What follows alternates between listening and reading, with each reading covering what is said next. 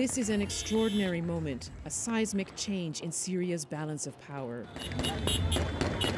The strongman of Damascus, Bashar al-Assad, is gone. Rebels have declared victory. We were the first Western journalists to reach the capital just hours after it fell. This is where people are celebrating in the central Umayyad square. Civilians and rebels, you can hear the sound of celebratory gunfire. People are driving around in their cars. They're giving me peace signs. They're saying that life is going to be so much better now that Bashar al-Assad is gone. But there is a mix of joy and fear in the city. There are those who supported Bashar al-Assad, who felt they were protected by him, and now they're wondering what is going to happen. Here, I spoke to people who have long been waiting for his downfall. Thank you, she says. The tyrant has fallen. The tyrant has fallen. Many of her family died under President Assad's rule, some in prison. My cousin, my son, my family, all of them in the sea. How are you feeling? It's an indescribable feeling. We're so happy. After all the years of dictatorship we've lived through, we were in prison in 2014 and now we're out, thank God. We won because of our men and our fighters, and now we're at the moment that we're going to build the greatest Syria. The old Syria has gone with breathtaking speed, the army melting away in the face of the rebel advance.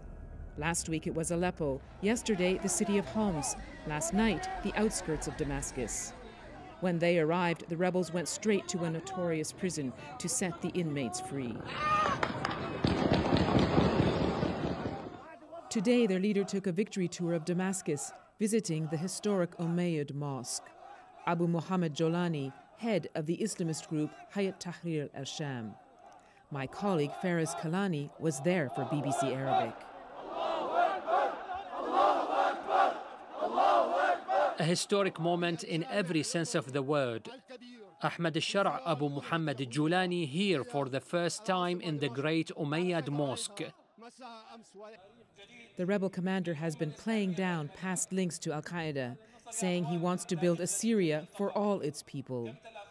From the Syrian Prime Minister, also a message of calm. We're all concerned about this country and its institutions and facilities. I'm here in my home and I do not intend to leave it except in a peaceful manner in order to ensure the continuation of the work of public institutions. The president fled as the rebels closed in. Reports in Russia now say he's turned up in Moscow. A statue of his father pulled down shortly before he flew out of the country.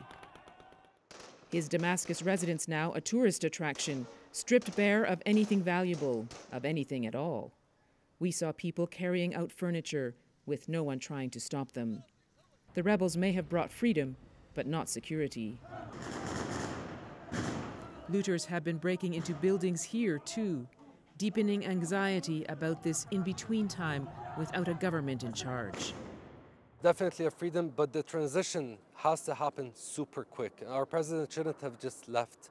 He should have taken the proper measures that are needed for him to actually, give at least the army or the police, control over those areas until a new presidency comes in.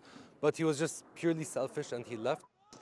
The country is hoping for peace and fearing chaos.